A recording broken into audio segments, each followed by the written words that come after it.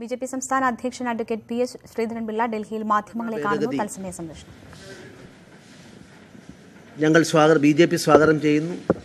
പ്രത്യേകിച്ച് കേരളത്തിലാണ് അതിൻ്റെ നേട്ടം ഏറ്റവും കൂടുതലായിട്ട് ലഭിക്കാൻ പോകുന്നത്. അത് ഹിന്ദു വിഭാഗങ്ങൾക്ക് മാത്രമല്ല, മുസ്ലിം ക്രിസ്ത്യൻ വിഭാഗത്തിൽപ്പെട്ട ആളുകൾക്കും അതിൻ്റെ ബെനിഫിറ്റ് കിട്ടുകയാണ്. പക്ഷേ ദൗർഭാഗ്യവശാൽ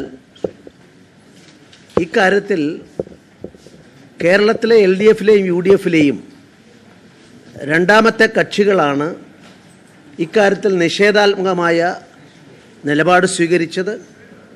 അത് മൊത്തത്തിൽ അപമാനകരമാണ്. കാരണം പാർലമെൻറ്റിൽ ഏതാണ്ട് 95% ആളുകൾ ഒന്നിച്ച് ഈ മഹത്തായ ഭേദഗതിയെ,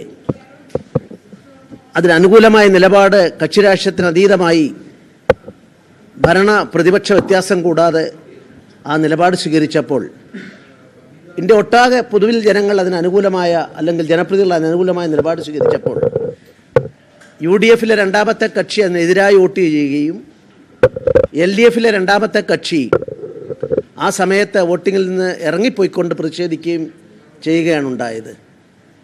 രാജ്യമൊട്ടാകെയുള്ള ഈ കാര്യത്തിലുള്ള പൊതു സമീപനത്തിനെതിരായി നിന്ന UDFിലെയും LDFിലെയും ഈ രണ്ട് പ്രധാന ഘടകകക്ഷികളുടെ നിലപാടിൽ അത് ജനവിരുദ്ധമാണ്.